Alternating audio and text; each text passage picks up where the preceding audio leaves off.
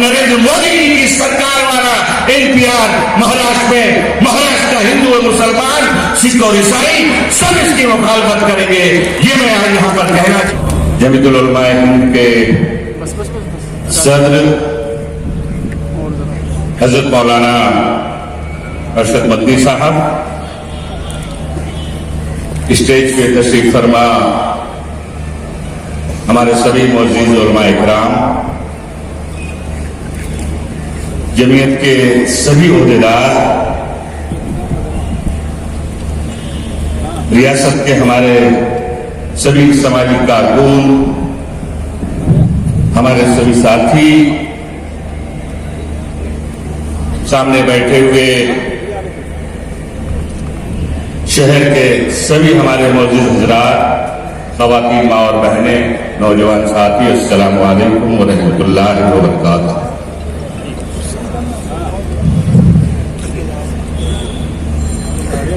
जमीयत का ये इजलास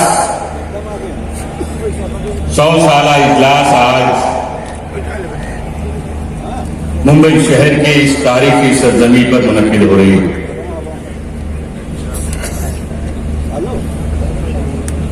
जमीयत ने तो मुल्क की आजादी की तहरीक से लेकर मुल्क की तरक्की में हमेशा अहम किरदार निभाने का काम इस मुल्क में किया।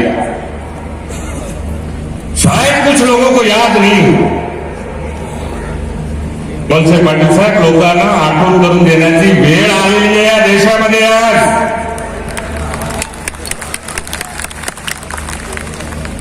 जमीयतुल उलमा हिंद हिंदुस्तान की, जैसे मैंने पहले कहा कि आजादी की तहरीक से लेकर मुल्क की दुनिया के नक्शे पे इस मुल्क की पहचान बनाने में उसका अहम किरदार रहा। आज लोग अपना सियासी मफाद हासिल करने के लिए, अपना जाति मफाद हासिल करने के लिए इस मुल्क में हिंदू और मुसलमानों में लंबी लकीर खींचना चाहते हैं। जमीयत ये कभी बर्दाश्त नहीं कर सकती, क्योंकि आपने देखा है ये स्टेज और स्टेज पे हजरत मौलाना के अगल बगल में बैठे हुए जो हमारे हिंदू मजहब के मानने वाले जो यहां पर बैठे हैं, इससे एक सबसे बड़ी मिसाल है कि जमीयतुल उलमा फिरका परस्त नहीं बल्कि फिरका परस्त ताकतों के खिलाफ।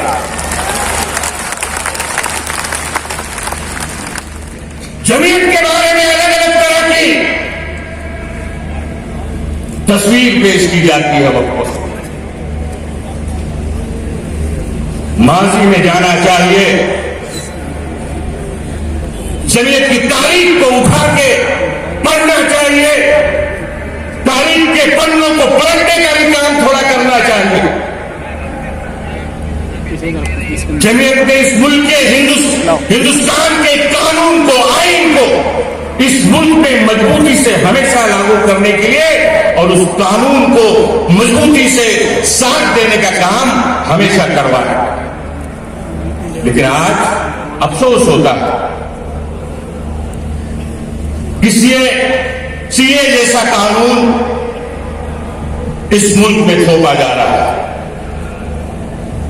सीए के बाद नए तरह का एनपीआर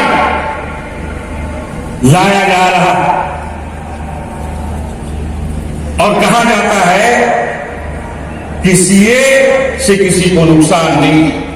नसीम खान का मानना है किसी को नुकसान हो या फायदा हो, इस मुल्क में कानून वही बनना चाहिए जो इस मुल्क के संविधान ने इजाजत दी।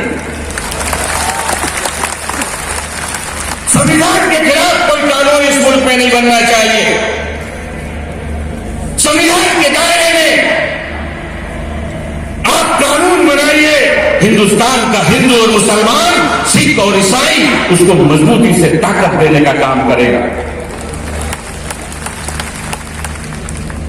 मैं दूसरी बात, ज्यादा वक्त नहीं है, अलीमुल्ला साहब मेरे बगल में खड़े हो गए, मैं समझ गया।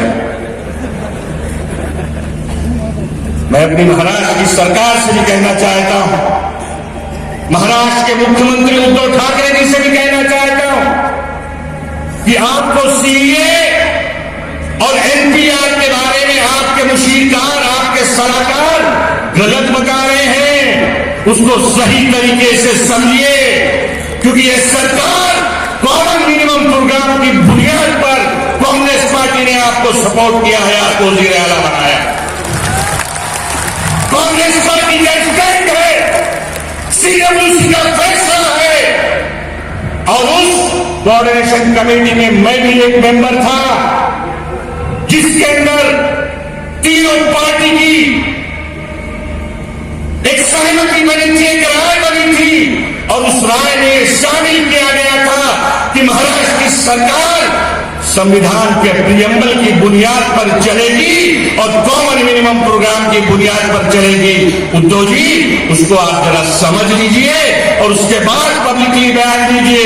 हमें पता है कि आपके अगल बगल में आपको समझाने वाले कुछ आजकल लोग ऐसे पहुंच गए हैं जो आपकी पुरानी पार्टनर थी, उनके मंसूबे पे चलने वाले लोग। तो आप, हमें उम्मीद है, हमारे लोग बात कर रहे हैं, हम चाहेंगे कि आने वाले दिनों में एनपीआर जब महाराष्ट्र में लागू हो तो उसमें जो बाप, दादा और माँ का जो गलत तरह का दिखाया गया कॉलम है, उसको निकाल देना चाहिए। सेंसस का मुखालिफ कोई नहीं है, सेंसस हमेशा होता रहा है, लेकिन सेंसस होने का जो तरीका है, जो कायदा है, जो नियम है, उसी के मुताबिक होना चाहिए।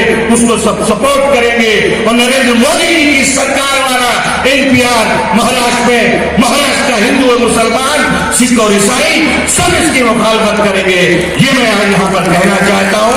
मैं फिर से आज के इस अजीमुशान इजलास के लिए महाराष्ट्र की जमीयतुल उलमा की पूरी टीम को मैं दिल की गहराइयों से मुबारकबाद देता हूं और हजरत मौलाना का भी बहुत बहुत यहां पर खैर मकदम करते हुए इस्तेकबाल करता हूं और अपनी बात को खत्म करता हूं। खुदा हाफिज, जय हिंद।